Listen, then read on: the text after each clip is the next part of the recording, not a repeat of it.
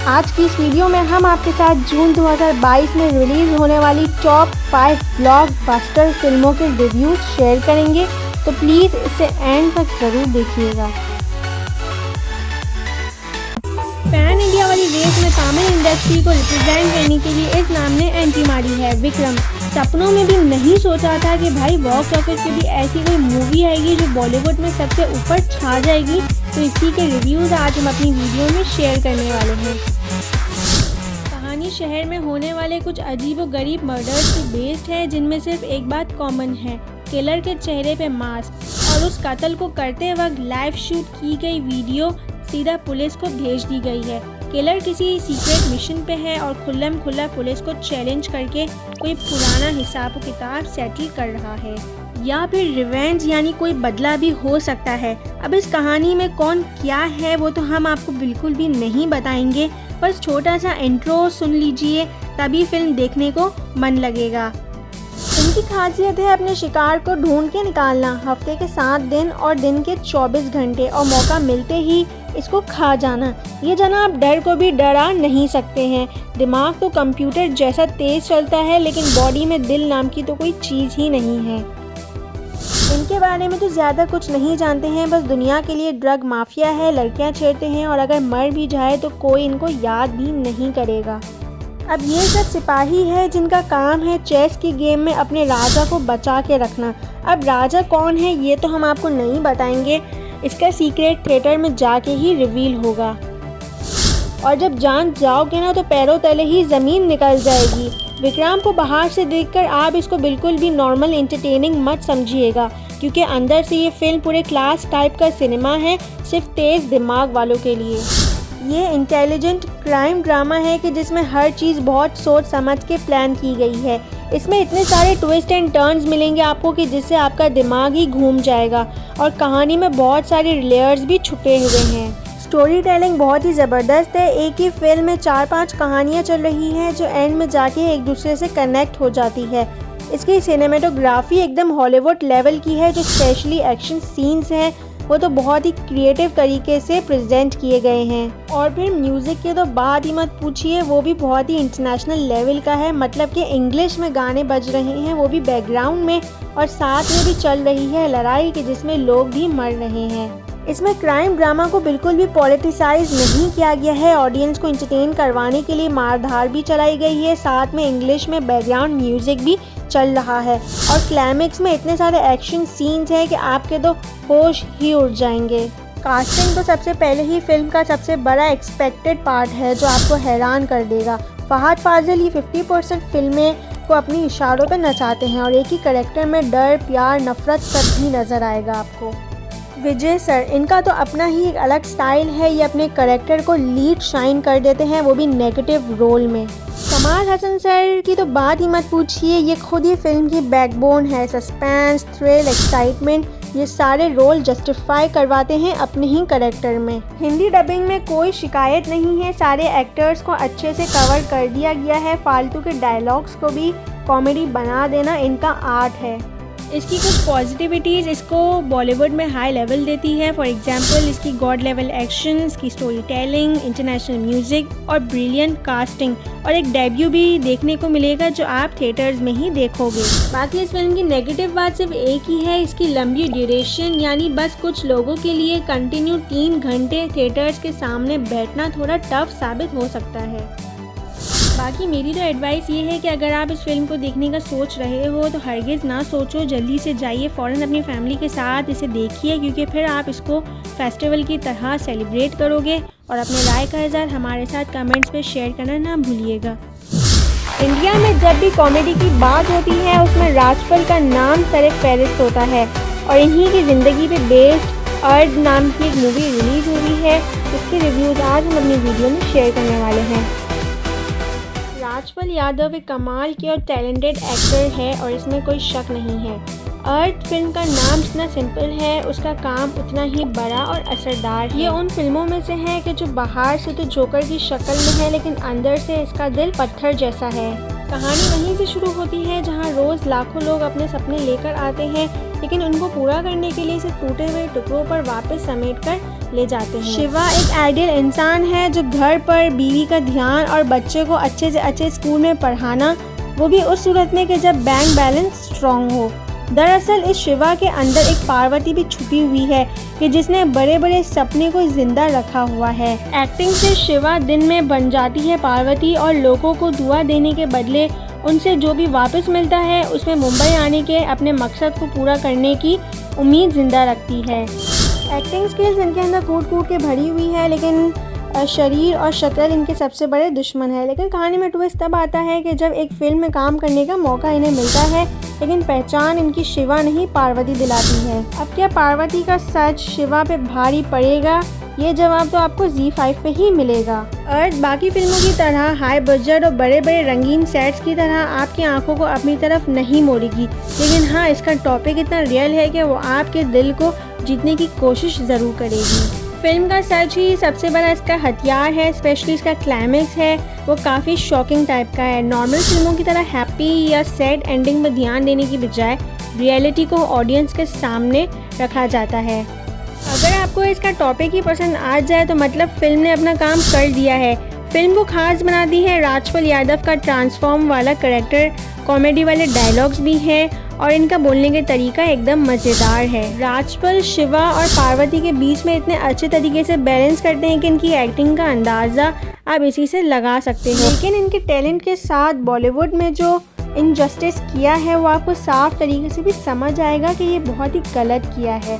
और and moments में 30 second का स्पीच भी है जिसको देखते वक्त ये एहसास हुआ कि राजपाल बॉलीवुड के बाकी एक्टर्स से ज़्यादा टैलेंटेड है। रुबीना का काम ज़बरदस्त है, स्क्रिप्ट सिलेक्शन काफ़ी हटके है, टीवी शो में खुद ट्रांसफॉर्म कैरेक्टर प्ले करने तक बड़े पर्दे पे उसी के थ्रू मुंबई का सच बाहर लेके आती है। मतलब इसकी जर्नी काफ़ी लंबी होने वाली है। अब इस फिल्म की कुछ पॉजिटिविटीज़ है जो इसे हाई लेवल देती है, यानी इसका टॉपिक बेस्ट है, फिल्म बनाने का तरीका सबके सामने रियलिटी के साथ पेश किया गया है और इसकी कास्ट परफॉर्मेंस भी ज़बरदस्त है और स्पेशली इसका क्लाइमेक्स भी काफ़ी शॉकिंग है। बाकी इसकी एक दो नेगेटिव बातें ये है कि पार्वती के कैरेक्टर को ढंग से एंड नहीं किया गया है और इसका ड्यूरेशन भी काफ़ी फिल्म का स्लो है। बाकी ओवरऑल ये फिल्म अच्छी है। मेरी रिकमेंडेशन है कि इसे ज़रूर अपनी फैमिली के साथ ZEE5 पे देखिए और अपने राय का इज़हार हमारे साथ कमेंट्स में ज़रूर शेयर कीजिए। अक्षय कुमार की फिल्म पृथ्वीराज रिलीज़ हो चुकी है और फिल्म का टॉपिक भी इतना ज़्यादा इम्पॉर्टेंट है, इसकी एक्सपेक्टेशंस भी हाई थी, लेकिन रिलीज़ होते हुए इस फिल्म ने क्या किया आइए जानते हैं आज की हमारी इस वीडियो में। कहानी की शुरुआत होती है दुश्मन के हमले से। मोहम्मद गौरी इसको लालच थी दिल्ली की हुकूमत की कि जिसका रास्ता गुजरता है अजमेर से, लेकिन अजमेर की मिट्टी की जिम्मेदारी संभाली हुई है पृथ्वीराज सर ने, जिनकी बहादुरी के किस्से पूरे हिंदुस्तान में मशहूर है। राजा की सबसे बड़ी दीवानी थी रानी, जिन्होंने इन्हें बिना देखे ही अपना पति मान लिया था और बदले में राजा ने भी इनके इश्क को कबूल कर लिया था। लेकिन फिर कहानी में ट्विस्ट लेकर आते हैं चांद जी, जो वैसे तो राजा के दोस्त थे लेकिन इनके पास फ्यूचर देखने की भी ताकत मौजूद थी। अब मुद्दे की बात पे आते हैं तो देखिए जनाब, ये फिल्म को ख़राब या अच्छा बोलना आपका नज़रिया है, असलियत में तो ये नॉर्मल और एवरेज फिल्म है।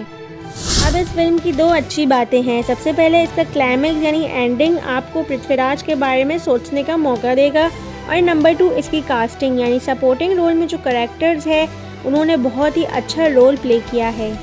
संजय दत्त इन्होंने भी एक रोल प्ले किया है और इन पे जब जब कैमरा जाता है वो तब तब फिल्म को मज़ेदार बनाते हैं। लेकिन ये सोनू भाई जो है वो बहुत सारे स्पॉयलर्स भी देने वाले हैं इस फिल्म में। आगे फिल्म में क्या क्या होगा ये पहले ही बता देते हैं कि जिससे पूरा मज़ा ही गड़बड़ हो जाता है। वैसे एक इमोशनल गाना भी है कि जिससे आपके रोंगटे ही खड़े हो जाएंगे, लेकिन भाई गड़बड़ ये है कि अगर इन तीनों चीज़ों को हटा दो तो फिल्म मामूली ही बन जाती है। जो एक्सपीरियंस आप जीना चाहते हो एक हिस्टोरिकल फिल्म से वही गायब हो जाता है। चलो माना कि गलती अक्षय की भी है कि इनकी डायलॉग्स बोलने का तरीका थोड़ा ठंडा है, सम्राट वाली ताकत ही गायब है और डायलॉग्स में भी दम नहीं है, ट्रांसफॉर्मेशन दिखाई नहीं देती, सेम टू सेम वही अक्षय लगते हैं जो हर दूसरी तीसरी फिल्म में नज़र आते हैं। कुछ ज़्यादा टाइम और मेहनत नहीं की गई है इनके कैरेक्टर में, सिर्फ कपड़े और चेहरे बदल देने से आप पृथ्वीराज नहीं बन जाओगे। असलियत में फिल्म को बर्बाद ही डायरेक्टर सर ने किया है कि जिन्होंने बेचारे अक्षय को कुछ करने का मौका ही नहीं दिया। सिर्फ राजा बना के इन्हें बिठा तो दिया, लेकिन राजा क्यों करता है, कैसे करता है, क्या क्या करता है और क्या कर सकता है वो नहीं दिखाया। सिर्फ 4-5 स्लो मोशन में पूरी लड़ाई ही ख़त्म कर दी। VFX वगैरह तो छोड़ ही दो, हाथ से हाथ वाली लड़ाई में भी दुश्मन आता है, हार जाते हैं और राजा जीत जाते हैं और खेल ख़त्म। किसी भी सीन का तो कोई इम्पैक्ट ही नहीं है, कुछ भी फील कराए बगैर ही कहानी आगे बढ़ जाती है। मतलब कि सम्राट पृथ्वीराज के टैलेंट की तो लोग एग्जाम्पल दिया करते थे, लेकिन फिल्म में ये मुंह से डायलॉग्स बोलते हैं और तलवार चलाने का मौका ही नहीं दिया गया है। काफ़ी सीन्स इसमें बार बार रिपीट होते हैं। राजा और रानी वाले सीन को अगर काट के लड़ाई डाल दी जाती तो हिस्टोरिकल मूवी वाली फीलिंग आती, लेकिन थैंक गॉड क्लाइमेक्स वाले लुक में अक्षय ने फिल्म की इज्जत ही बचा ली। इनका जो ब्लाइंड वाला लुक है वो अलग टाइप के ही इमोशंस फील कराते हैं। अब एक बात समझ नहीं आ रही है कि पृथ्वीराज के बैकग्राउंड सॉन्ग को फिल्म से ही गायब कर दिया, इतनी जल्दी क्या थी फिल्म को ख़त्म करने की। मतलब इनका प्रॉपर इंट्रोडक्शन कुछ भी नहीं दिया गया, इवन के इन्हें रानी से कब प्यार हुआ, कैसे हुआ, कहाँ से शुरू हुआ, सब ही गायब है।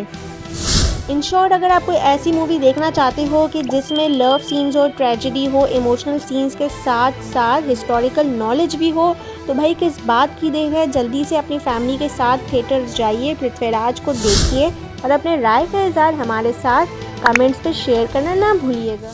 हर 4-5 साल के बाद ऐसी फिल्म ज़रूर आती है कि जो इंडियन सिनेमा का चेहरा बन जाती है, और मेजर वो फिल्म है कि जिसका नाम लिए बिना इंडियन सिनेमा तारीफ करते हुए नहीं थकेगा। तो इसी के रिव्यूज़ आज हम अपनी वीडियो में शेयर करने वाले हैं।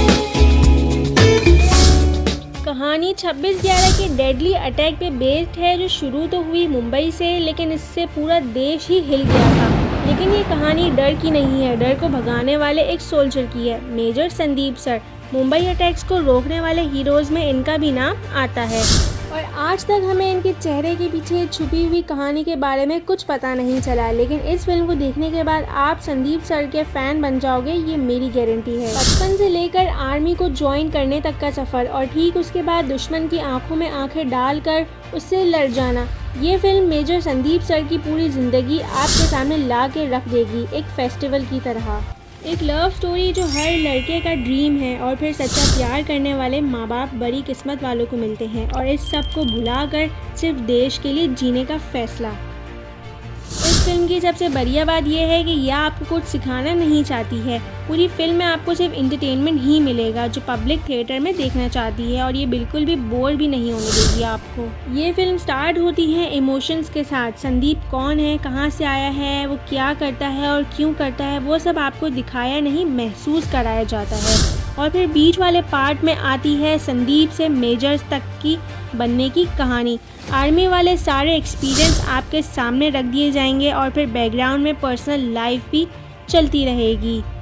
मेजर का क्लाइमेक्स ही एक्शन से भरा पड़ा है, यानी ज़बरदस्त मार धाड़े और इतने सारे सीन्स हैं कि जो सीरियसली आपके रोंगटे ही खड़े कर देती है। पूरी planning, plotting detail by detail आपके सामने रख दी जाएगी।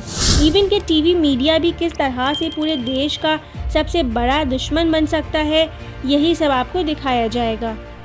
इस फिल्म की एंडिंग ही इतनी इंटरेस्टिंग आपको बना देगी कि थिएटर से निकलते वक्त ऐसा हो ही नहीं सकता कि आपकी आंखों से आंसू ना आए। और इसका पूरा क्रेडिट जाता है फिल्म के लीड हीरो आदि विशेष को। What a performance he did.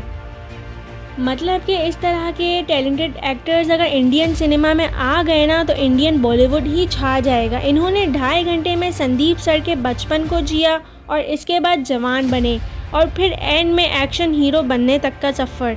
Uniform की पावर को कैसे इस्तेमाल करना है, यही सब इन्होंने बहुत ही अच्छे तरीके से समझाया है। एक ही फिल्म में आपको इनके अलग अलग बदलते हुए कैरेक्टर्स जब आप देखोगे ना, तो सीरियसली आपकी आंखें ही दंग रह जाएगी। जिसने मेजर संदीप सर को नहीं देखा है, वो इस फिल्म में आदि सर को इनके रूप में देख सकते हैं।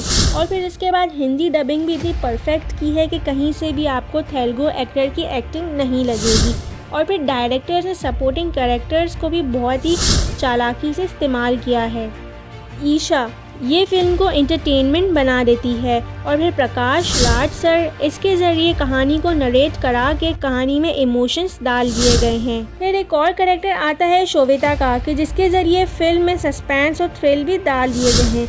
ये film in short major Sandeep sir की बायोपिक है कि जिससे आपको प्राउड मोमेंट्स भी मिलेंगे कि जो शहीदों की कहानी पर भी बेस्ड है।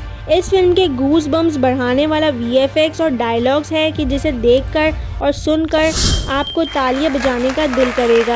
यानी ये फिल्म टोटली सेटिस्फाइड करेगी आपको। इसीलिए मेरा तो ये मानना है कि जाइए अपनी फैमिली के साथ इस फिल्म को देखिए और इसे दिल से फील कीजिए और अपने राय का इज़हार हमारे साथ कमेंट्स में ज़रूर शेयर कीजिए। Thanks for watching. Do like and comment and subscribe our channel. Don't forget to follow us on Facebook, Instagram and TikTok. Link is given in bio.